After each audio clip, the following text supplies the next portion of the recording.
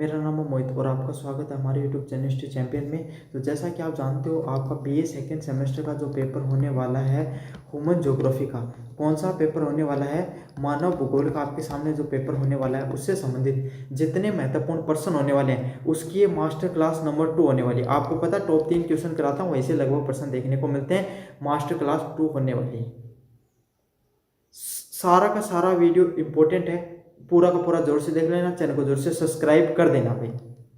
साथ के साथ अपने 40,000 सब्सक्राइबर का टारगेट ले रखा, सभी बच्चे मिलकर चैनल के जो टारगेट है उसको अचीव कराने में पूरी की पूरी मदद कीजिए। साथ के कोने में जो व्यू प्रोडक्ट वाला ऑप्शन है, कौन सा व्यू प्रोडक्ट वाला ऑप्शन है, इस पर क्लिक करके अगर फ्लिपकार्ट और मित्रा से कोई प्रोडक्ट खरीदोगे सबसे ज़्यादा डिस्काउंट देखने को मिलेगा। तो जाओ और जाकर कोई प्रोडक्ट खरीदना चाहते हो तो खरीद सकते हो। चलिए शुरू करते हैं अपन क्लास को। और हाँ, ये वाली पीडीएफ आपके सामने, ये वाली जो आपकी पीडीएफ है ये आपको हमारे टेलीग्राम चैनल तो अब कुछ दिन के लिए बंद हो गया, तो व्हाट्सअप चैनल पे मिलेगी। कहाँ पर मिलेगी भाई? व्हाट्सअप चैनल है वहाँ पर डाल दी गई है। व्हाट्सअप चैनल पे मैं लिंक दे दूंगा भाई आपके सामने पीडीएफ को, वहाँ से जाकर आप क्या कर सकते हो, डाउनलोड कर सकते हो। ठीक है, चलिए शुरू करते हैं अपन क्लास को। सबसे पहले प्रश्न की बात, मानव भूगोल के अंदर नियतिवाद व साम्यवाद का जो सिद्धांत है, कौन सा, जो नियतिवाद होती है, कौन सा सिद्धांत होता है, जो नियतिवाद का जो सिद्धांत होता है और जो साम्यवाद का सिद्धांत होता है, कौन सा होता है, साम्यवाद का जो सिद्धांत होता है उससे संबंधित चीजों को आपको बताना। नियतिवाद और जो साम्यवाद का सिद्धांत है उसके बारे में विस्तार से पढ़ेंगे।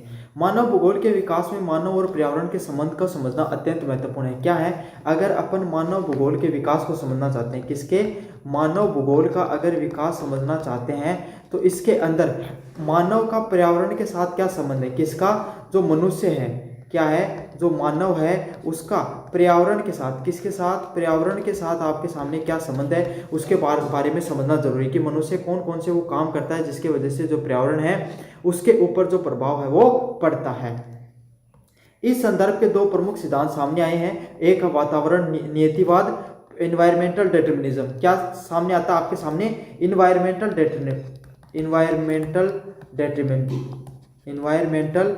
डिटर्मिनिज्म समझ में आ गया आपके सामने, जिसको क्या बोलते हैं, वातावरण नियतिवाद के नाम से जाना जाता है। अगला होता है साम्यवाद पॉसिबिलिज्म। देखो दोनों के बारे में बात करें तो वातावरण नियतिवाद यही है कि जो मनुष्य है ना वो पूरी तरीके से प्रकृति पर निर्भर करता है। क्या होता है आपके सामने, जो मनुष्य होता है, कौन होता है, जो मनुष्य होता है वो पूरी तरीके से, कैसे, पूरी तरीके से आपके सामने वातावरण पे, इन्वायरमेंट पे डिपेंड करता है। किस पे डिपेंड करता है भाई? इन्वायरमेंट पे आपके सामने जो मनुष्य है वो डिपेंड करता है। ठीक है, वातावरण, प्रकृति पर ही पूरा पूरा मनुष्य डिपेंड करता है, इस सिद्धांत के अनुसार ये बात है। और साम्यवाद के सिद्धांत में कहा गया है कि मनुष्य ना अपनी तकनीक के माध्यम से, किसके माध्यम से, टेक्नोलॉजी वगैरह के माध्यम से क्या करता है, अपने आप के अंदर डेवलपमेंट वगैरह करता रहता है, जो जिस वजह से वो पूरी तरीके से प्रकृति पर निर्भर नहीं है, प्रकृति में वो बदलाव करके अपने हिसाब से जीवन जीना संभव बनाता है। जैसे कि उदाहरण की बात बताऊं मैं आपके सामने, जैसे कि अगर बहुत भीषण ठंड है, राजस्थान के लोग, मैंने पिछला भी उदाहरण दिया था, राजस्थान के जो लोग है वही वो आपके सामने खुले खुले कपड़े पहने ज़्यादा पसंद करें क्योंकि गर्मी का होता है। ठंडा जो लद्दाख के लोग हैं, हिमाचल जम्मू कश्मीर के लोग हैं, वो कैसा कपड़े पहनेंगे, मोटे कपड़े पहनेंगे। उनका जीवन है वो आपके सामने, जब जैसे जैसे सर्दियाँ आने शुरू हो जाएंगी वो क्या करेंगे, अपना जो खाना है उसको स्टोर करना शुरू कर देंगे ताकि सर्दियों में खाना नहीं मिलेगा। इसी को क्या कहा गया है, वातावरण नियतिवाद के नाम से जाना गया है। ठीक है, पॉसिबिलिज्म क्या होता है, धीरे धीरे हमने क्या क्या ईटर बना दिए, घरों को इस प्रकार से रचना कर दी कि उनके अंदर लद्दाख की बात करूं जिनके उनके अंदर क्या लग रही है आपके सामने, सर्दी कम लग सके, है ना, फ्रोजन फूड बना दिए। इस प्रकार की चीजें हमने करना शुरू कर दिए हैं, जिससे क्या हो गई है, जो प्रकृति को हमने चुनौती दे दिया है। राजस्थान के अंदर भी देखो तो हमने कूलर, एसी वगैरह जैसे तापमान है उसको कंट्रोल किया जा सके, मतलब कुछ हद तक तो अपन कंट्रोल कर ही सकते हैं। एक बेसिक उदाहरण दिया आपको। इन सिद्धांतों ने मानव व्यवहार को भौगोलिक दृष्टिकोण से समझने के लिए महत्वपूर्ण भूमिका निभाई है। क्या होता है, ये जो सिद्धांत होते हैं, क्या होते हैं, ये जो सिद्धांत होते हैं उसमें मानव व्यवहार को, जो मनुष्य का, जो मानव का जो व्यवहार होता है, ह्यूमन बिहेवियर होता है, क्या होता है, मानव का जो व्यवहार होता है ना उसको समझने के लिए भौगोलिक दृष्टिकोण होना बहुत जरूरी है, ज्योग्राफिकल थिंकिंग होना बहुत जरूरी है। क्या है, ज्योग्राफिकल थिंकिंग होना आपके सामने बहुत ज़्यादा जरूरी है। आपको भौगोलिक दृष्टिकोण से आपको चीज़ों को समझना बहुत ज़्यादा जरूरी है। ठीक है, भूगोल के अंदर किस प्रकार की घटनाएं घटित होती हैं उसके हिसाब से समझना जरूरी है। यह बहस मूलतः इस प्रश्न पर केंद्रित है कि मानव जीवन पर प्रकृति का कितना नियंत्रण होता है। यह प्रश्न आपके सामने इस चीज पर समझाता है आपको कि मानव जीवन है, जो मनुष्य का जीवन है, वो प्रकृति पर कितना नियंत्रित होता है, मनुष्य किस हद तक हस्तक्षेप कर सकता है। इन सिद्धांतों में यही बनाया गया है कि क्या मनुष्य प्रकृति के बिना भी अपना जीवन यापन अच्छे से कर सकता है और क्या उसका जीवन पूरी तरीके से प्रकृति पर निर्भर करता है। इन दोनों प्रश्नों को इसके अंदर बताया गया है। समझ में आ गया? तो मानव जीवन वो प्रकृति पर कितना निर्भर करता है और उसको कितनी हद तक उसको बदल सकता है, कितनी हद तक उसमें हस्तक्षेप कर सकता है, इन्हीं सिद्धांतों के ऊपर ये दोनों सिद्धांत वो काम करते हैं। पहला सिद्धांत है इसके अंदर वातावरण नियतिवाद। क्या होता है? वातावरण नियतिवाद। वातावरण नियतिवाद। वातावरण नियतिवाद क्या कहता है? इन्वायरमेंटल डिटर्मिनिज्म क्या कहता है आपके सामने, इसकी परिभाषा क्या है? वातावरण नियतिवाद वह दृष्टिकोण है जिसके अनुसार मानव का जीवन, उसकी गतिविधियां, उसकी संस्कृति और उसका विकास पूरी तरीके से प्राकृतिक वातावरण द्वारा निर्धारित होता है। क्या है? वातावरण नियतिवाद यही कहता है कि कोई भी मनुष्य का जो जीवन होता है, क्या होता है? कोई भी मानव का जो जीवन होता है, मानव का जो जीवन होता है वो पूरी तरीके से आपके सामने उसकी एक्टिविटीज पर निर्भर करता है। समझ में आ गया? मानव का जो जीवन होता है ना, वो पूरी तरीके से उसके द्वारा जो गतिविधियां की जाती हैं, कि क्या किया जाते हैं, पूरी तरीके से जो अलग अलग प्रकार के जो एक्शन किए जाते हैं उन पर निर्भर करता है। समझ में आ गई? उसकी संस्कृति और उसका विकास पूरी तरीके से प्राकृतिक वातावरण पर निर्भर करता है। किस पर निर्भर करता है? प्रकृति का जो वातावरण है। किसका जो वातावरण है? प्रकृति का जो वातावरण है उस चीज पर आपके सामने पूरी तरीके से निर्भर करता है। समझ में आ गया? मतलब सीधी वातावरण नियतिवाद यही कहता, नाम देखो नियति। नियति मतलब जैसा वातावरण होगा उसी की नियति पर निर्भर करेगा। ठंड है तो लोग, आपके सामने एक बात देखो, जैसे औद्योगिक क्रांति आई उसके बाद में क्या है, कार्बन डाइऑक्साइड है उसका जो क्या होने लग गया, उसका वो बढ़ने लग गया, उत्सर्जन बढ़ने लगा है ना। वातावरण में कार्बन डाइऑक्साइड की मात्रा बढ़ी, जिसके कारण क्या हुआ, पृथ्वी का तापमान है वो बढ़ने लगा। अब पृथ्वी का तापमान तो बढ़ने लगा, सुख सुविधाएं तो बढ़ने लगी, हमने घरों में एसी तो लगा ली, लेकिन बाहर जाते हैं तब अपनी हालत खराब हो जाती है ना। तो हमें क्या करना पड़ेगा, आज नहीं तो कल धीरे धीरे ऐसा टाइम आएगा जब सभी के सभी लोग फिर से पेड़ लगाने पर जोर लगा देंगे। तो यही है, चाहे आप कितनी एसी लियो, कितने कूलर लियो, लास्ट में इंसान को प्रकृति का सहारा लेना ही पड़ता है। कितना भी इंसान टेक्नोलॉजी में डेवलप हो जाओ, लेकिन कहीं ना कहीं अंत में उसको वो सब प्रयास करने पड़ते हैं जो प्रकृति को उसको हेल्प में करते हैं। कोरोना के अंदर देखो आप, क्या है, कोरोना के अंदर देखो, एक छोटा सा वायरस है, उसने पूरी दुनिया को क्या कर दिया था, पूरी दुनिया की अर्थव्यवस्था को ठप कर दिया था, सभी लोगों को घर के अंदर क्वारंटाइन करवा दिया था, है ना। तो यही है, मानव जीवन वही चीज होती है। संस्कृति और उसका विकास पूरी तरीके से प्राकृतिक जो इन्वायरमेंट का जो नेचुरल इन्वायरमेंट होता है, क्या होता है, जो नेचुरल इन्वायरमेंट होता है उस चीज़ पर निर्भर करता है। किस पर निर्भर करता है? नेचुरल इन्वायरमेंट है उस चीज़ पर निर्भर करता है। थिंकिंग को, इस विचारधारा को देने वाले कुछ प्रमुख विचारक हैं। कौन है आपके सामने? कुछ प्रमुख विचारकों की बात करें जिसमें कौन कौन से होते हैं। सबसे प्रमुख विचारक हैं वो हैं कौन सा, हिप्पोक्रेटस व अरस्तु। कौन है? हिप्पोक्रेटस व अरस्तु हैं जो सबसे प्राचीन विचार इन्होंने नियतिवाद के बारे में दिया था। अगले वाले हैं फ्रेडरिक रेटजल। फ्रेडरिक रेटजल ने आधुनिक नियतिवाद का जनक माना जाता है। क्या माना जाता है? आधुनिक नियतिवाद का जनक माना जाता है। आधुनिक नियतिवाद का मतलब वर्तमान समय में ये आज के समय के हिसाब से इन सब चीज़ों को जोड़ जोड़ कर दिखाया फ्रेडरिक रेटजल ने कि किस तरीके से प्रकृति के ऊपर मनुष्य ने बहुत सी टेक्नोलॉजी में डेवलपमेंट किया, लेकिन आज भी मनुष्य किस चीज़ पर निर्भर है? प्रकृति के ऊपर निर्भर है। किसके ऊपर निर्भर है भाई? प्रकृति के ऊपर आज भी मनुष्य बहुत ज़्यादा निर्भर है। एलन सैंपल की बात करें और एल्सवर्थ हेंस्टिंगटन की बात करें आपके सामने, ये आपके सामने नए विचारकों में रहे। तो इन कुछ विचारकों का नाम रट लो, हिप्पोक्रेटस व अरस्तु, फ्रेडरिक रेटजल, एलन सैंपल व एल्सवर्थ हेंस्टिंगटन की बात करें, ये कुछ विचारक रहे जिनके द्वारा ये प्रमुख सिद्धांत है वो दिए। अब इनका प्रमुख तर्क क्या रहा? जलवायु, स्थलकृति, मिट्टी, वनस्पति आदि मानव की संस्कृति, व्यवहार, कार्य क्षमता व निवास स्थान तय करती है। इनका सीधी सीधी बात करनी है, जैसी जलवायु होगी, कैसी जलवायु होगी। अब राजस्थान की जलवायु देखो, राजस्थान की जलवायु कैसी है? शुष्क जलवायु है, मतलब यहाँ पर गर्मी ज्यादा पड़ती है, गर्मी ज्यादा पड़ती है। तो यहाँ के जो लोगों के जो मकान हुआ करते थे, जब तक टेक्नोलॉजी नहीं बढ़ी थी तब तक क्या था भाई आपके सामने, कैसे हुआ करते? आज भी बीकानेर, जैसलमेर, बाड़मेर के लोगों के घर देखोगे वहां पे झोपड़ी ज्यादा देखने को मिलती है। क्या होती है? अपन किसकी बनाते थे? झोपड़ी बनाते थे, जिसमें जो अपन जो पानी आती है उससे उसकी निर्माण किया जाता था, जिससे क्या तापमान है ना तो गर्मियों में ज्यादा गर्मी रहती थी, ना सर्दियों में ज्यादा ठंड रहती थी। समझ में आ गया? स्थल कृतियों, मिट्टी। अब राजस्थान की मिट्टी है ना, राजस्थान की मिट्टी वो ज्यादा क्या नहीं है, यहाँ पर कृषि नहीं होती, कम उपजाऊ है, तो अपन ने क्या किया, कृषि पर ज्यादा नहीं होती तो हमने पशुपालन पर ज्यादा जोर दिया। किस चीज पर ज्यादा जोर दिया, पशुपालन पे आपके सामने हमने ज्यादा से ज्यादा जोर दिया। मानव की संस्कृति, व्यवहार, कार्य क्षमता व निवास स्थान तय करते हैं। मनुष्य कहाँ पर रहेगा, कौन सी संस्कृति में अपन जीवन यापन करेगा, कैसे कार्य करेगा, ये सब चीजें किस चीज पर निर्भर करती हैं आपके सामने, किस चीज पर निर्भर करती हैं भाई, निर्भर करती हैं सिर्फ और सिर्फ आपके सामने प्रकृति के ऊपर। अगले वाला है, उष्ण कटिबंधीय क्षेत्रों में रहने वाले लोग आलसी, अकर्मण्य होते हैं, जबकि समशीतोष्ण क्षेत्र में रहने वाले अधिक परिश्रमी। जो उष्ण कटिबंधीय, ऐसी जगह जहां पर ज्यादा टेम्परेचर रहता है, क्या रहता है, ज्यादा टेम्परेचर रहता है। जो उष्ण कटिबंधीय क्षेत्र में रहने वाले जो लोग होते हैं 0 डिग्री के आसपास से लेकर 23.5 डिग्री ऊपर नीचे की तरफ, वहां के क्या होता है, टेम्परेचर ज्यादा होगा। अब टेम्परेचर ज्यादा होगा तो शरीर से स्वेटिंग ज्यादा होगी, पसीना ज्यादा निकलेगा, तो शरीर ज्यादा थकेगा, इसलिए वो अपने आप ही क्या हो जाएंगे, आलसी हो जाएंगे। और जहां पर ठंड पड़ती है, समशीतोष्ण क्षेत्र होता है, वहां पर क्या होता है, आपका शरीर की स्वेटिंग होती है कम, पसीना निकलता है कम, जिससे क्या होता है, इंसान अधिक परिश्रम है वो करता है। तो ये उदाहरण दिया गया है, ये आपके सामने साइंटिस्टों के नाम भी रट लेने, और ये दोनों चीजें आपको पॉइंट जरूर से लिखकर आने हैं। आलोचनाओं की बात करूं, किसकी बात करूं, आलोचना की।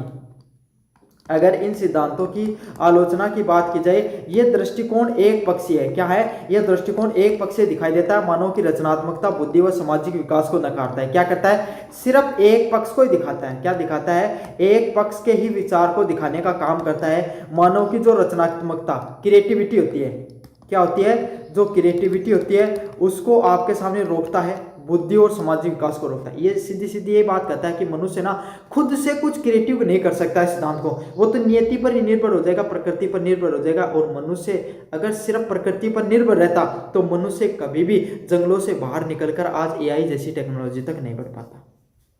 समझ में आ गया। तो आज मनुष्य ने जो इतनी बड़ी टेक्नोलॉजी खुद से सोच सकती है, खुद से समझ सकती है, खुद से नई चीजों का निर्माण कर सकती है, इतनी रचनात्मकता तक पहुंचा है, तो मनुष्य ने नियति को तो कहीं ना कहीं नकारा ही होगा। तो यही चीज आपके सामने मनुष्य की रचनात्मकता और बुद्धि और सामाजिक विकास की बात करता है। यह विचार नक्सल भेदीय उपनिवेशिक सोच को जन्म देता है। किस चीज को देता है, जो नस्ल भेद होते हैं। कौन सा भेद होता है, जो नस्ल भेद होते हैं, जो काले और गोरे के अंदर जो भेदभाव देखने को मिलता है उसके बीच में, और जो उपनिवेशिक सोच को जन्म देता है। उपनिवेशिक क्या होते हैं, जैसे अंग्रेजों ने, है ना, आपके सामने जो यूरोपीय लोग हैं, इन लोगों ने पूरी दुनिया के ऊपर क्या किया था, राज किया था। उन्होंने मान ली थी कि हमारी नियति है, हम ज्यादा समझदार लोग हैं, हम जो एशिया और अफ्रीका के लोग हैं ये इतने ज्यादा समझदार नहीं, हमें क्या इनको समझदार बनाने के लिए वहां पर क्या राज करना चाहिए। इस प्रकार की जो थिंकिंग है, क्या है, इस प्रकार की जो थिंकिंग है, उस थिंकिंग को बढ़ावा देने का काम करता है। अगले वाली विचारधारा है साम्यवाद की विचारधारा। कौन सी विचारधारा, पॉसिबिलिज्म की विचारधारा।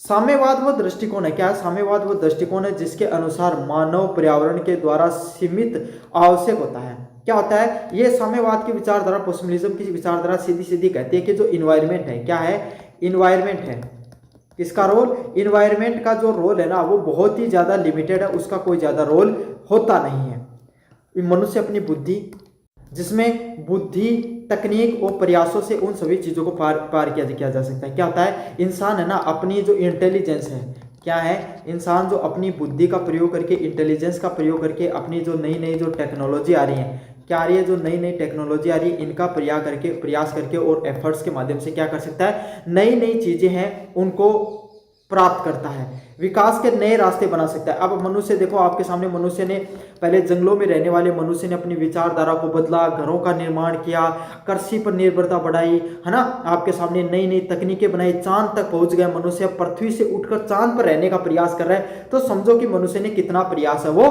किया होगा। इनके प्रमुख विचारकों की बात करें तो पाल विडेल, डे ला ब्लास जैसे जो आपके सामने साम्यवाद की विचारधारा के संस्थापक माने जाते हैं। किसको, पाल विडेल को और डे ला ब्लास को आपके सामने जो साम्यवाद की विचारधारा है उसके संस्थापक माने जाते हैं। तथा लुसियन फेब्रे वो भी आपके सामने इसकी विचारधारा के प्रमुख है। कौन से, पाल विडेल और डे लेबास और लुसियन फेब्रे वो इसकी विचारधारा के प्रमुख विचारक हैं। मुख्य तर्कों की बात करें, प्रकृति अवसर प्रदान करती है। प्रकृति हमें क्या करती है, प्रकृति हमें अवसर देने का काम करती है, लेकिन मानव ये तय करता है कि उसे कैसे अपनाया जाए। मनुष्य क्या, प्रकृति वो उसको अवसर देने का काम करती है। क्या करती है? मनुष्य उसको नई नई आपके सामने चीज़ें, नई नई चीज़ें देने का प्रयास करती है, और मानव ये प्रयास करता है कि उन अवसरों को कैसे आपके सामने अपनाता है, कैसे आगे बढ़ने का प्रयास करता है। उदाहरण के लिए रेगिस्तान में भी मनुष्य की सिंचाई व्यवस्था में कृषि कर सकता है। क्या कर सकता है? मनुष्य में जो, अगर मनुष्य रेगिस्तान में भी मनुष्य सिंचाई करने की व्यवस्था की कृषि कर सकता है। मनुष्य क्या कर सकता है? आपके सामने जो सिंचाई करने के लिए क्या कर सकता है मनुष्य होता है, वो सिंचाई करने की सिंचाई व्यवस्था के द्वारा पाइपलाइन वगैरह लगाकर कृषि वगैरह कर सकता है। जैसे इजराइल व राजस्थान के अंदर पानी नहीं है, यहाँ पे इजराइल के अंदर तो बिल्कुल पानी नहीं है। वो क्या करता है? समुद्र के पानी, अरब देशों के पास पानी नहीं है, समुद्र के पानी को फिल्टर कर करके क्या करते हैं? आपके सामने कृषि करते हैं। यही राजस्थान के अंदर नहर वगैरह, नहरों के माध्यम से आपके सामने कृषि की जाती है। विशेषताओं की बात करें, मानव सृजन करता है और नवाचार को महत्व देता है। मनुष्य क्या करता है? नई नई चीज़ों को क्रिएट करने का काम करता है। क्या करता है? आपके सामने मनुष्य सृजन करने वाला है। क्या है? मनुष्य चीज़ों को सृजनात्मक बनाता है। सृजनात्मक बनाता है मतलब नई नई चीज़ें क्रिएट करता है, और नई विचारधारा को, किसको? नवाचार को, नई नई विचारधारा को पैदा करने का काम करता है। यह दृष्टिकोण अधिक यथार्थवादी और वैज्ञानिक माना जाता है। क्या माना जाता है? ये विचारधारा होती है ना, ये अधिक यथार्थवादी होती है। क्या होती है?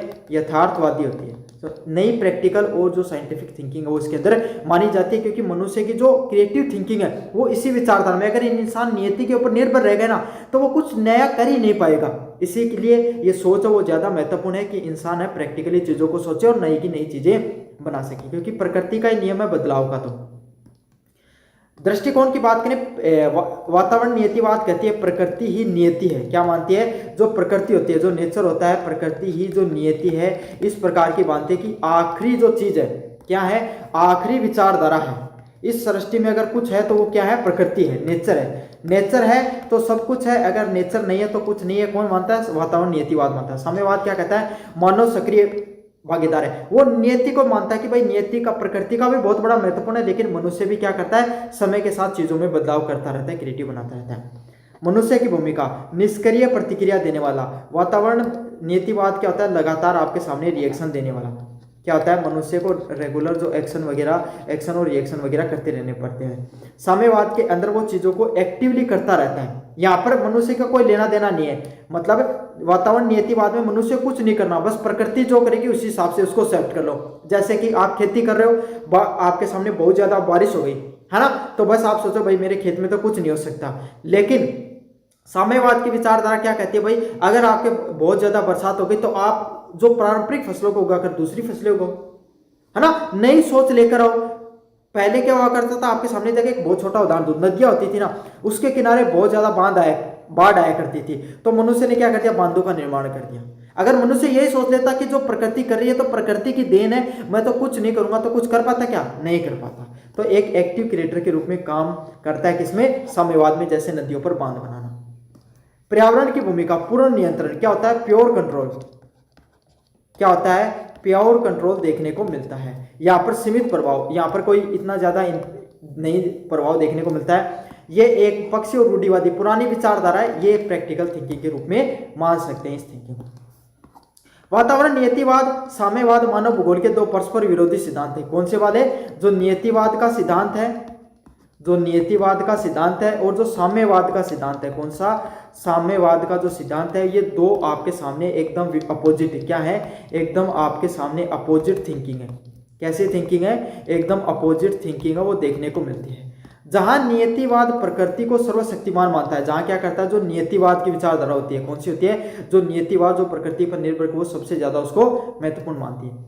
साम्यवाद मानव को केंद्र में रखता है। जो साम्यवाद की विचारधारा है, कौन सी विचारधारा है?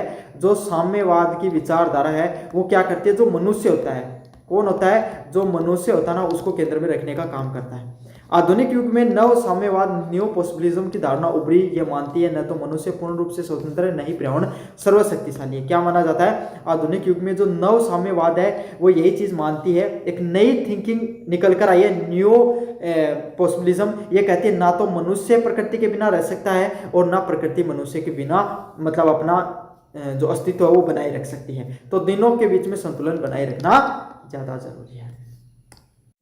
अगले वाले प्रश्न की बात करें आपके सामने क्वेश्चन नंबर 2 की, किसकी बात करें, क्वेश्चन नंबर आपके सामने 2 की बात करें, जिसमें ग्रिफिथ टेलर द्वारा दी गई नक्सलीय वर्गीकरण की प्रणाली के बारे में बताइए। कौन सी प्रणाली के बारे में बताना है, नक्सलीय प्रणाली है अपनी, उसके बारे में आपको बताना है। नक्सलीय जो आपके सामने जो प्रणालियां होती हैं उनके बारे में आपको ज़्यादा टिप्पणी करनी है। ग्रिफिथ टेलर द्वारा प्रसिद्ध ऑस्ट्रेलिया भूगोलविद थे जिन्होंने मानव भूगोल और पर्यावरण नीतिवाद पर कई महत्वपूर्ण कार्य किए। जो ग्रिफिथ टेलर है, कौन है ग्रिफिथ टेलर, आपके सामने एक प्रसिद्ध आपके सामने ऑस्ट्रेलियन भूगोलविद है। कहाँ के विचारक थे भाई, ऑस्ट्रेलिया जो महाद्वीप है वहाँ के विचारक हुए। इन्होंने किसकी नक्सलीय वर्गीकरण की पूरी जो मानव सभ्यता है, पूरी विश्व के अंदर कितनी नस्ल के लोग वो रहते हैं, इसके ऊपर उन्होंने टिप्पणी करने का काम किया। पर्यावरणीय निर्धारणवाद महत्वपूर्ण कार्य किए। उन्होंने क्या किया, जो इन्वायरमेंटल है, जो पर्यावरण है, क्या है, जो आपके सामने जो पर्यावरण है वो किस तरीके से काम करता है उसके निर्धारणवाद के बारे में बताया। उन्होंने नक्सलीय भौगोलिक अध्ययन में योगदान दिया और विभिन्न क्षेत्रों में और मानव समूहों का वर्गीकरण जलवायु और पर्यावरण परिस्थितियों के आधार पर किया। उन्होंने क्या किया, जो नक्सलीय भौगोलिक अध्ययन है इसके बारे में आपके सामने क्या, जो नस्ल क्या होती है। देखो भारत के अंदर देखो, अगर आप नॉर्थ ईस्ट में जाओगे ना, पूर्वोत्तर में जाओगे, वहाँ के लोगों का शरीर जो बॉडी स्ट्रक्चर है, रंग रूप आकार है वो अलग होगा। अगर आप जम्मू कश्मीर में जाओगे वहाँ पर अलग होगा, पंजाब हरियाणा है ना, मध्य प्रदेश जो मध्य भारत है उसका अलग होगा और साउथ इंडिया के लोगों का अलग होगा। तो एक भारत एक देश है, भारत सिर्फ एक देश है, उस देश के अंदर ही लोगों की अलग अलग प्रकार की जो रूप रंग आकार और संरचना देखने को मिलती है। तो इन्होंने क्या किया, इन्होंने सोचा कि हम क्या करते हैं, पूरी दुनिया के अंदर जो लोग हैं, एशिया के लोगों का अलग बॉडी स्ट्रक्चर है ना, यूरोप के लोगों का अलग है, नॉर्थ अमेरिका का अलग है, साउथ अमेरिका के लोगों का अलग है और अफ्रीका के लोगों को अलग है। तो इन्होंने अलग अलग तरीके से जो लोगों का रंग रूप आकार के आधार पर उनकी क्या की, भौगोलिक आधार पर जो नस्लों का निर्माण करने का काम किया। क्या काम किया, नस्लों का आपके सामने निर्माण करने का काम किया।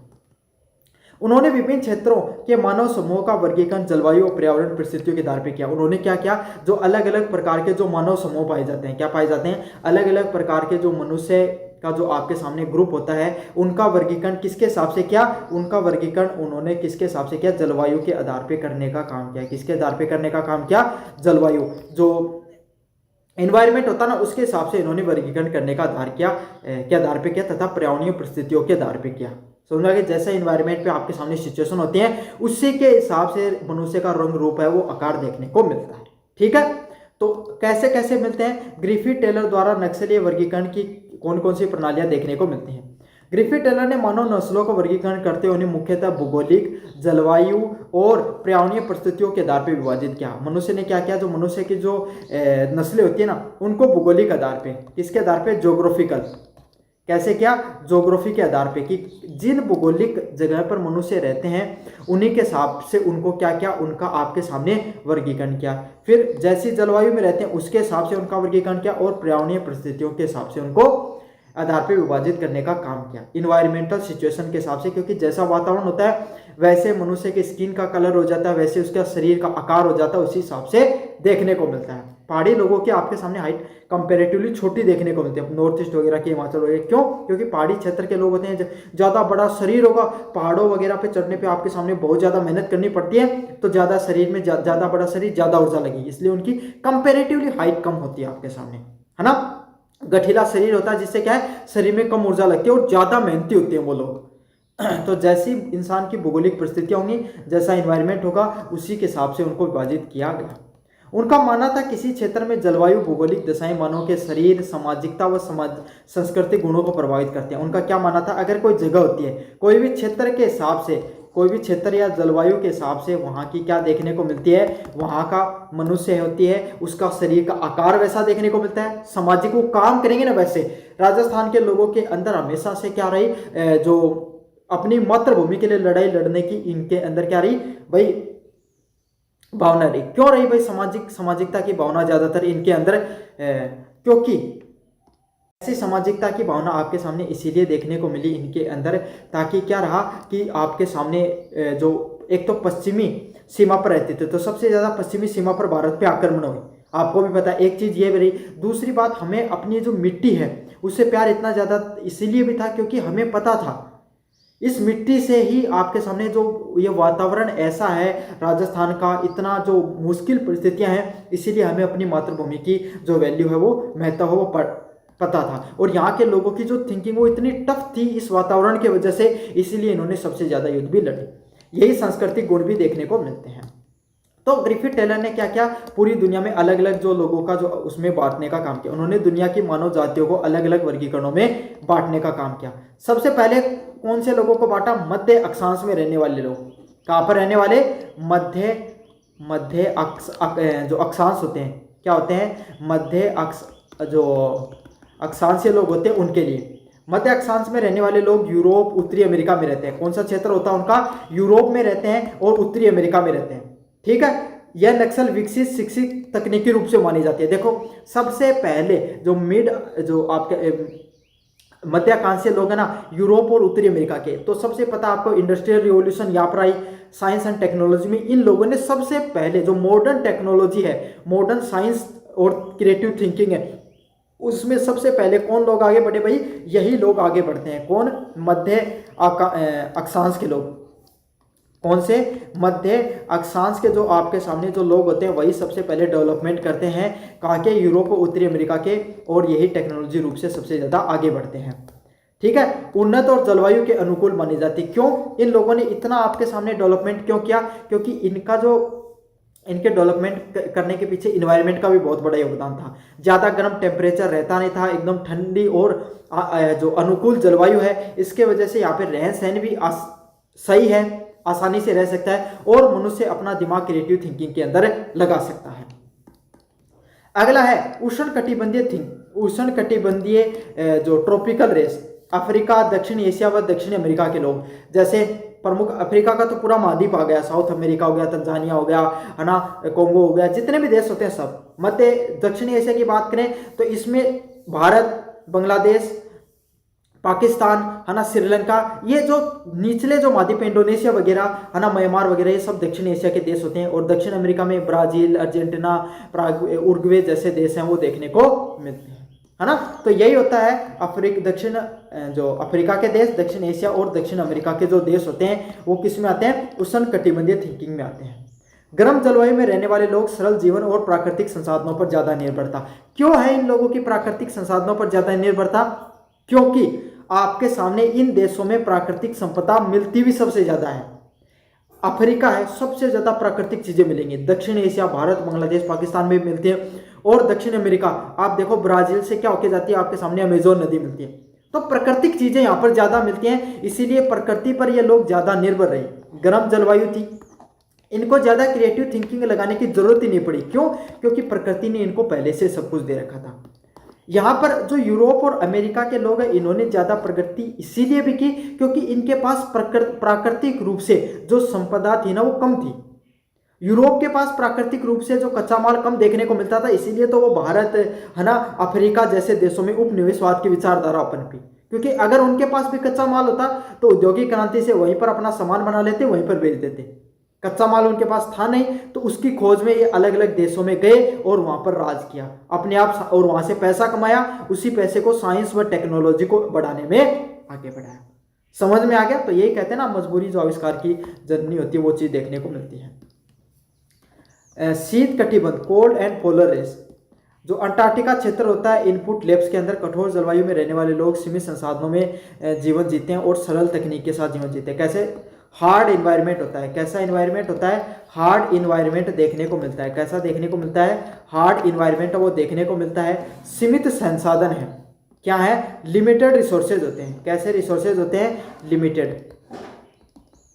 लिमिटेड रिसोर्सेज देखने को मिलते हैं। जीवन इनका कैसा होता है, आसान जीवन होता है और सरल टेक्नोलॉजी, सिंपल टेक्नोलॉजी होती है। कैसी टेक्नोलॉजी होती है, सिंपल टेक्नोलॉजी है वो देखने को मिलती है। समझ में आ गया। जो लोग होते हैं ना, वो ठंडे जलवायु में रहते हैं। साथ के साथ आपके सामने इन लोगों, कम लोग वहां पर रहते हैं। भाई अंटार्कटिका वगैरह के अंदर कितनी ठंड पड़ती है, तो उसी के हिसाब से अपना जीवन है वो यापन करते हैं। जो ग्रिफिथ टेलर के द्वारा जो आपके सामने वर्गीकरण किया गया, उसकी क्या प्रमुख विशेषताएं हैं।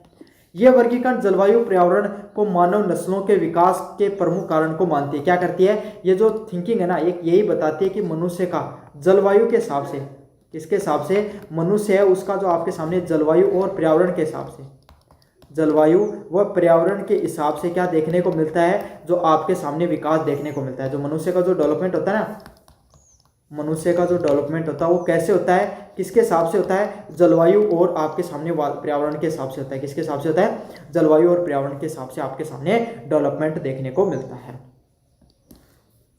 इन्होंने नक्सलीय गुणों का विकास किया, प्राकृतिक दशाओं को एक साथ जोड़ने का काम किया। इन्होंने क्या किया? जो नक्सलीय गुण होते हैं, नस्लीय जो गुण होते हैं, नक्सलीय थिंकिंग होती है और जो प्राकृतिक दशाओं को एक साथ जोड़ने का काम किया है।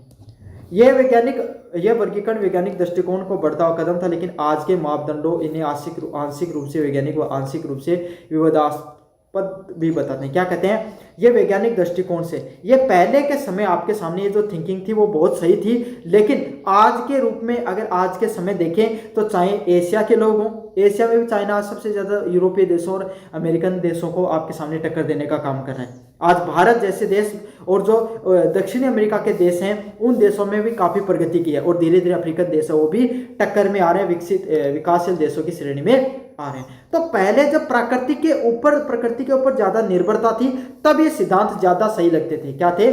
जब ये सिद्धांत है तब ज़्यादा अच्छे लगते थे, लेकिन आज के वर्तमान परिप्रेक्ष्य में बताऊं मैं आपको, वर्तमान में परिप्रेक्ष्य इन सिद्धांतों का कोई ज़्यादा महत्व नहीं है। वर्तमान में परिप्रेक्ष्य में सभी देश एक दूसरे के बराबर हैं। आलोचना की बात करें, यह प्रणाली नक्सली भेदभाव की संभावना को जन्म देती है। क्या क्या करती है? जो नक्सलीय थिंकिंग होती है, कौन सी थिंकिंग होती है? जो नक्सलीय भेदभाव की थिंकिंग होती है, नक्सलीय विचारधारा होती है, उस नक्सलीय विचारधारा को आगे बढ़ाने का काम करती है। आधुनिक मानव भूगोल में नस्ल के बजाय संस्कृति, समाज और परिस्थितियों को प्राथमिकता दी जाती है। अगर वर्तमान समय की बात करें, किसकी बात करें? आधुनिक समय की बात करें। आधुनिक समय की अगर मैं आपके सामने बात करूं तो आधुनिक समय में किस चीज़ पर ज़्यादा जोर दिया जाता है भाई? संस्कृति पर। किस चीज़ पर जो ज़्यादा लोग जोर देते हैं? जो नई नई आपके सामने संस्कृतियाँ आती है उस पर, जो समाज हो गया उस चीज़ पर ज़्यादा जोर दिया जाता है, और जो अलग अलग प्रकार की जो परिस्थितियाँ हैं उस चीज़ों पर ज़्यादा जोर दिया जाता है। ग्रिफिथ टेलर का वर्गीकरण कुछ हद तक तो नव नियतिवाद से भी जुड़ा हुआ है, लेकिन जहां वे मानते हैं कि मानव पर्यावरण की सीमाओं में रहकर प्रगति कर सकता है। अच्छा, ये जो ग्रिफिथ टेलर का जो सिद्धांत है वो केवल और केवल सिर्फ नियतिवाद को ही नहीं मानता है। नियतिवाद मतलब इस बात को ही नहीं कहता है कि मनुष्य वो पूरी तरीके से प्रकृति पर निर्भर करता है। उनका ये भी मानना है कि मनुष्य क्या कर सकता है? प्रकृति पर भी निर्भर है, लेकिन प्रकृति से बाहर रहकर भी अपना कुछ ना कुछ डेवलपमेंट तो वो कर सकता है। तो मनुष्य को जो पर्यावरण से बाहर निकलकर जो प्रगति करने की बात ये जो सिद्धांत है वो करता है। निष्कर्ष की बात करें, किसकी बात करें आपके सामने? निष्कर्ष की आपके सामने अगर मैं बात करूं, ग्रिफिथ टेलर द्वारा दी गई नक्सलीय वर्गीकरण प्रणाली मानव भूगोल द्वारा प्रारंभिक विकास में एक महत्वपूर्ण प्रयास है। क्या है? जो ग्रिफिथ टेलर है, कौन है? जो ग्रिफिथ टेलर हैं। ग्रिफिथ टेलर के द्वारा जो नक्सलीय वर्गीकरण प्रणाली का जो सिद्धांत दिया गया है, कौन सा? नक्सलीय प्रणाली का जो सिद्धांत दिया गया, ये प्रारंभिक विकास में एक महत्वपूर्ण प्रयास था, जो आज के समय जो नया टेक्नोलॉजी और जो नया डेवलपमेंट का जो विकास हो रहा है उसके लिए बहुत महत्वपूर्ण प्रयास था। हालांकि आज इसे आधुनिक मापदंडों के अनुसार अद्यतन व संवेदनशील रूप में भी देखा जा सकता है, लेकिन आज के समय देखें तो इतना ज़्यादा जरूरी नहीं है। समय के साथ चीज़ों में बदलाव देखने को मिला है। चलिए अगले वाले प्रश्न की तरफ बढ़ते हैं। क्वेश्चन नंबर 3 की तरफ। मोस्ट इंपोर्टेंट है, मानव विकास सूचकांक HDI क्या है? इसके प्रमुख घटक व महत्व के बारे में बताइए। किसके बारे में बताना आपके सामने? HDI है, ह्यूमन डेवलपमेंट इंडेक्स। कौन सा इंडेक्स? ह्यूमन डेवलपमेंट इंडेक्स है। ह्यूमन डेवलपमेंट जो इंडेक्स होता है उसके बारे में अगर मैं आपको बताऊं तो ह्यूमन डेवलपमेंट इंडेक्स के बारे में आपको विस्तार से बताना है। इसके प्रमुख घटक क्या होते हैं, इसके प्रमुख घटक कौन से होते हैं तथा इसका महत्व क्या होता है उसके बारे में आपको विस्तार से बताना है। काफ़ी ज़्यादा मोस्ट इंपॉर्टेंट प्रश्न है। What is the human development index? Describe it's component and significance. इसके क्या क्या कंपोनेंट होते हैं प्रमुख और इसका क्या क्या सिग्निफिकेंस है उसके बारे में आपको विस्तार से बताना है। चलिए मानव विकास सूचकांक की बात करें। किसकी बात करें? मानव विकास सूचकांक होता है जो HDI होता है, ह्यूमन डेवलपमेंट इंडेक्स होता है। कौन सा होता है? जो मानव विकास सूचकांक है, मानव विकास जो सूचकांक है उसकी बात करें। ह्यूमन डेवलपमेंट इंडेक्स की बात करें तो संयुक्त राष्ट्र विकास कार्यक्रम द्वारा विकसित एक व्यापक सूचकांक है। कैसा है ये? किसके द्वारा बनाया गया है? संयुक्त राष्ट्र विकास कार्यक्रम के द्वारा बनाया गया है। UNDP, United Nation Development Programme के द्वारा इसका निर्माण कराया गया है। देखो नाम से पता चल रहा होगा मानव के विकास का सूचकांक कि मनुष्य के द्वारा कितना विकास किया गया, उसको मापने के लिए कोई ना कोई सूचकांक का निर्माण किया गया, कोई ना कोई आपके सामने जो कोई इंडेक्स है उसको बनाया होगा, जो किसी देश की आर्थिक प्रगति के साथ साथ उसकी सामाजिक प्रगति को भी नापता है। ये जो इंडेक्स है क्या है, ये जो इंडेक्स है ना वो ये चीज़ देखता है कि कोई भी देश है ना उसने कितनी आर्थिक रूप से प्रगति करी है, क्या किए उसने कितनी आर्थिक रूप से प्रगति की है, साथ के साथ उसने सामाजिक रूप से भी कितनी प्रगति की है। किससे की है, सामाजिक रूप से भी कितनी प्रगति करने का काम किया है, सामाजिक रूप से भी उसके द्वारा कितनी प्रगति की गई है उस देश के द्वारा, उसके बारे में भी नापने का काम करता है। पहली बार 1990 के अंदर पाकिस्तानी अर्थशास्त्र महबूब उल हक और भारतीय अर्थशास्त्र अमर्त्य सेन के सहयोग से इसका निर्माण किया गया। इसका नाम निर्माण कब किया गया, 1990 के अंदर। जो पाकिस्तान के अर्थशास्त्री हैं महबूब उल हक और भारतीय अर्थशास्त्री जो अमर्त्य सेन है ना, उन्होंने सबसे पहले इस प्रकार के कोई एक इंडेक्स सूचकांक को निर्माण करने की बात की गई, जिसमें क्योंकि दुनिया के जितने भी सूचकांक है वो लगभग क्या नापते हैं, आर्थिक प्रगति। क्या नापते हैं, आर्थिक प्रगति को नापते हैं। किसको नापते हैं, आर्थिक प्रगति को नापने का काम करते हैं। समझ में आ गया कि मनुष्य ने कितना पैसा कमाया, क्या किया, क्या नहीं किया। आर्थिक प्रगति उसके साथ साथ सामाजिक प्रगति को नापने का काम करता है। समाज में कैसे कैसे धीरे धीरे प्रगति होती है उसको भी नापने का काम करता है। समझ में आ गया, पहले लगभग आर्थिक प्रगति को नापना किया जाता था। एसडीआई के मानव जीवन के 3 मूलभूत आयाम क्या है, जो कोई भी मनुष्य होता है, क्या होता है, कोई भी ह्यूमन बीइंग होता है, कोई भी मनुष्य होता है ना, उसको जीवन यापन करने के लिए 3 चीज़ों की जरूरत होती है। एक होता है अच्छा स्वास्थ्य मिले, अच्छा शिक्षा मिलनी चाहिए और उसका जीवन स्तर, मतलब वो जिस प्रकार का जीवन मिल रहा है उसको, क्या अच्छी सड़कें हैं जीवन जीने के लिए, क्या उसके पास अच्छा स्वास्थ्य है, क्या वो उसको रोजगार मिल पा रहा है, क्या वो अपने जीवन से खुश है। इस प्रकार की चीज़ों को उसमें नापा जाता है। जीवन स्तर में स्वास्थ्य भी नापा जाता है और शिक्षा भी नापी जाती है। क्या कोई भी देश है वो अपने देश के लोगों को मूलभूत सुविधाएं प्रदान कर पा रहा है या नहीं कर पा रहा, स्वास्थ्य की मुफ्त के अंदर। जैसे कोई इंसान है भाई, वो अपनी क्या है अच्छे प्राइवेट हॉस्पिटल में अपना इलाज नहीं करा सकता, तो क्या सरकारी संस्थाएं इतनी मजबूत हैं कि वो फ्री में उनका इलाज करा सके और उतना ही अच्छी उनका हो पाए। शिक्षा, क्या बच्चों को जैसे भारत के अंदर 6 साल से लेकर 14 साल तक के जो मौलिक अधिकार भी दिया गया 21A के अंदर कि मुफ्त शिक्षा की बात की गई है ना, और आपके सामने आर्टिकल 45 के अंदर भी इस चीज़ का मेंशन है वो किया गया है। तो यही है, जो मुफ्त शिक्षा दी जा रही है, क्या मुफ्त स्वास्थ्य दिया जा रहा है, जो मनुष्य जीवन जी रहा है, क्या वो जीवन जीने के लिए वो उसको खुश है, क्या वो अपने जीवन से। अगला है एचडीआई के घटक कंपोनेंट ऑफ एचडीआई की बात करें तो एचडीआई के 3 प्रमुख आयामों के 3 प्रमुख सूचकांकों से नापा जाता है। जो एचडीआई होता है, ह्यूमन डेवलपमेंट इंडेक्स होता है, उसको 3 प्रमुख आयामों से अपन नापते हैं। पहला होता है स्वास्थ्य जीवन प्रत्याशा, लाइफ एक्सपेक्टेंसी एट बर्थ। क्या नापा जाता है, लाइफ एक्सपेक्टेंसी, कि कोई भी इंसान जब जन्म लेता है, जो मनुष्य का जो जीवन होता है उसकी प्रत्याशा, कितना जीवन लंबा जीवन है वो जीवन जिएगा, उसके जीवन जीने की कितनी संभावना है। जैसे जापान जैसे देश में लोग 100 साल बहुत आम तरीके से जी जाते हैं, भारत जैसे देश में 60-70 साल ही उतना जीवन है वो जी पाते हैं। तो यही है कि कोई भी देश है उसके अंदर लोग अपना जीवन है उसको कितने सालों तक, कितना लंबे समय तक, कितनी लंबी अवधि तक जीवन जी पाते हैं। स्वास्थ्य जीवन प्रत्याशा की बात करता है। शिक्षा में क्या देखा जाता है, औसत स्कूली शिक्षा, मतलब एक बच्चा जब स्कूल के अंदर एडमिशन लेता है, क्या लेता है, एक बच्चा जब स्कूल के अंदर एडमिशन लेता है, किसके अंदर एडमिशन लेता है, जब स्कूल के अंदर एडमिशन लेता है तो वो कौन सी क्लास तक शिक्षा प्राप्त करता है, क्या वो 6ठी में छोड़ रहा है, क्या वो 10वीं क्लास तक पढ़ रहा है, क्या वो 12वीं क्लास तक पढ़ रहा है, क्या वो ग्रेजुएशन तक जा रहा है ना। तो कब तक वो पढ़ाई कर रहा है, वही औसत स्कूली शिक्षा को आपके सामने बात करता है। समझ में आ गया। जीवन स्तर, लोगों का जो जीवन है क्या है, लोगों का आपके सामने जो जीवन है उसका स्तर कैसा है। प्रति व्यक्ति सकल राष्ट्रीय आय पर, जो आपके सामने पर जीडीपी होती है, जो आपके सामने पर कैपिटा इनकम होती है, पर कैपिटा इनकम, क्या करना, पर कैपिटा इनकम होता है ना, उसको आपके सामने पर कैपिटा इनकम को नापना कि प्रति व्यक्ति सकल राष्ट्रीय आय कितनी, आपके सामने कि प्रति व्यक्ति कितने रुपए कमाते हैं, क्या कमाते हैं, प्रति व्यक्ति है वो कितना रुपए उनके द्वारा कमाया जाता है। समझ में आ गया, काफ़ी ज़्यादा मोस्ट इंपॉर्टेंट है भाई, इसको जीवन स्तर के नाम से जाना जाता है। इन 3 सूचकांकों में 0 से 1 मापा जाता है और औसत स्तर से एसडीआई निकाला जाता है। मतलब जीवन प्रत्याशा, शिक्षा, स्वास्थ्य और आपके सामने जीवन स्तर, उनको 0 से 1 के बीच में रेटिंग दी जाती है। और जैसे इनके आपके सामने रेटिंग की बात करूं, यहाँ पर 0.5 मिल गई, यहाँ पर भी 0.5 मिल गई, यहाँ पर 0.75 कर ली, तो एक 1.75 कर दी, इसको 3 से डिवाइड करके आपके सामने इसका एवरेज है वो निकाल लिया। समझ में आ गया आपके सामने। तो इस तरीके से एवरेज निकाला जाता है उनका।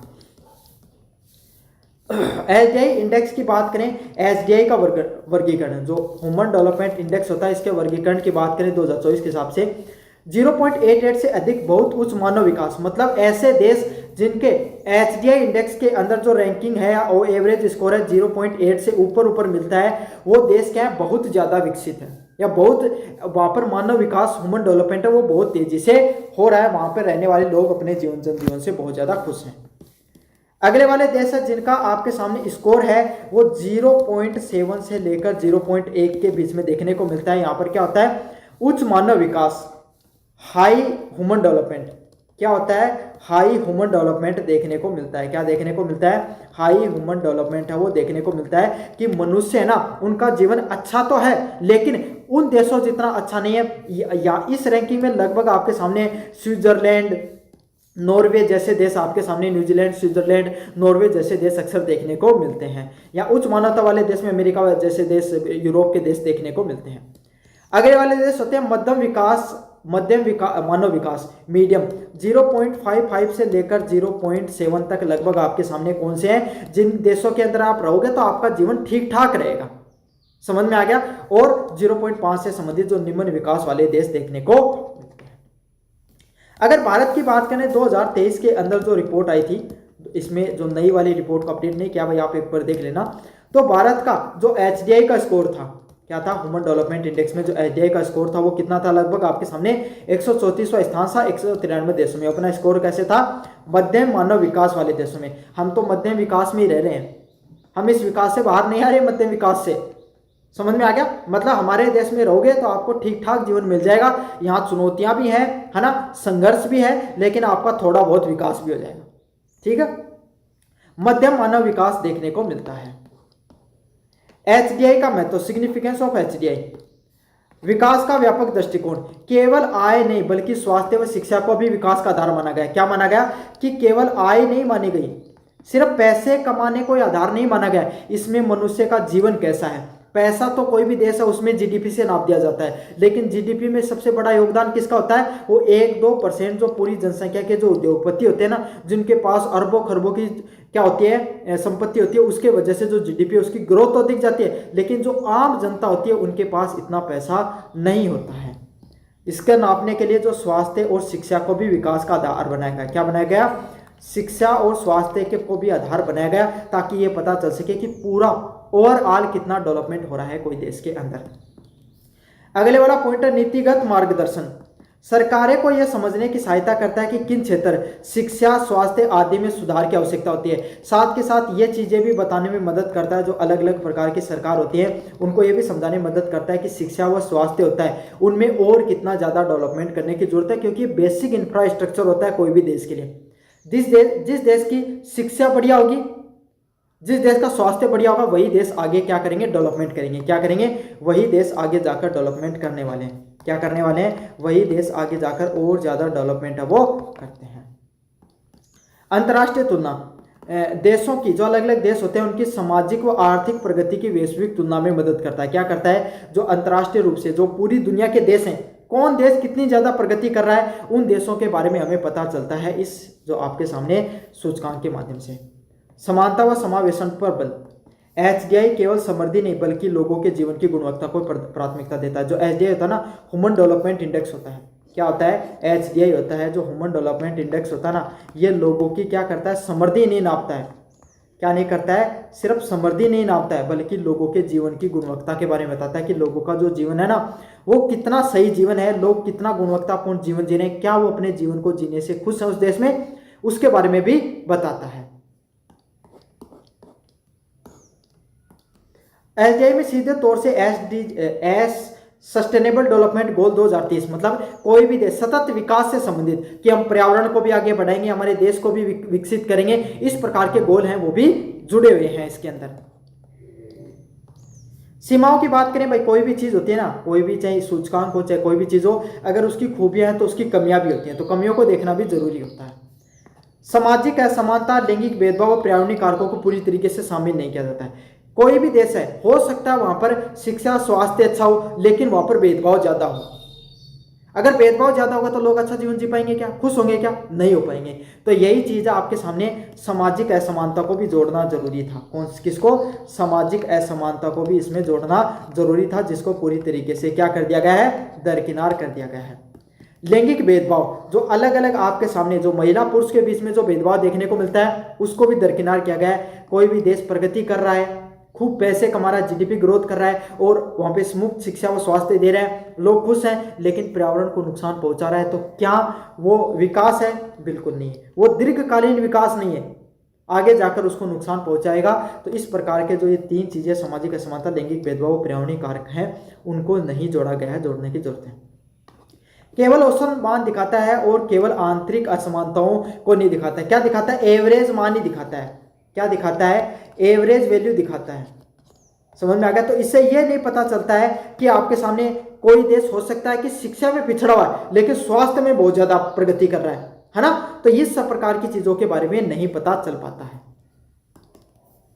एचडीआई, अब inequality adjustment HDI, gender development index, multi dimensional poverty index जैसे पूरक सूचकांक भी बनाए गए। अब जो आईएसडीआई, जो ह्यूमन डेवलपमेंट इंडेक्स है ना, उसको और ज़्यादा समावेशी बनाने के लिए, उसको और ज़्यादा ग्रोथ करने के लिए उसके और इंडेक्स बना दिए गए। जैसे इनइक्वालिटी एडजस्टमेंट, जिसके अंदर क्या है, असमानता, जो ये बताया था ना, सामाजिक असमानता को कवर नहीं किया गया है ह्यूमन डेवलपमेंट इंडेक्स के अंदर, उसी को कवर करने के लिए एक inequality adjustment human development index बनाया गया, जिसमें असमानता को भी दिखाया जाता है। जेंडर डेवलपमेंट इंडेक्स बनाया गया, जीडीआई, जिसमें जो अलग अलग प्रकार के जो आपके सामने क्या होते हैं, जो जेंडर होते हैं, लैंगिक भेदभाव दिखाने वाले जो आपके सामने अलग अलग प्रकार के जो सूचकांक होते हैं उसको देखा गया, और मल्टी डायमेंशनल पॉवर्टी इंडेक्स को भी जोड़ा गया है। निष्कर्ष की बात करें, एसडीआई एक मानव केंद्रित विकास मॉडल है, जो ये दर्शाता है कि कोई देश केवल आर्थिक रूप से नहीं बल्कि सामाजिक रूप से कितना सक्षम है। तो ये जो एचडीआई होता है ना, ह्यूमन डेवलपमेंट इंडेक्स होता है, ये इसी चीज़ को दिखाने का काम करता है कि कोई भी देश है ना, आर्थिक रूप से कितना मजबूत है। क्या है? आर्थिक रूप से कितना मजबूत है, इसी को नहीं दिखाता है, बल्कि सामाजिक रूप से कितना मजबूत है, कितना सक्षम है, इसको भी दिखाने का काम करता है। यह अलग अलग प्रकार की नीतियों के निर्माण करने पर मदद करता है, जीवन की गुणवत्ता को बढ़ाने पर जोर देता है, और समय के विकास में ऐसे बहुआयामी सूचकांक और ज़्यादा महत्वपूर्ण हो जाते हैं। क्या होता है? समय के साथ जैसे क्योंकि समय में बदलाव आ रहा है, तो इस प्रकार के जो डेवलपमेंट इंडेक्स है वो बहुत ज़्यादा जरूरी है। ये थी आपके सामने ह्यूमन ज्योग्राफी है, उसकी क्लास। कैसी लगी आपको क्लास, जरूर से बताना, चैनल को जरूर से सब्सक्राइब कर देना।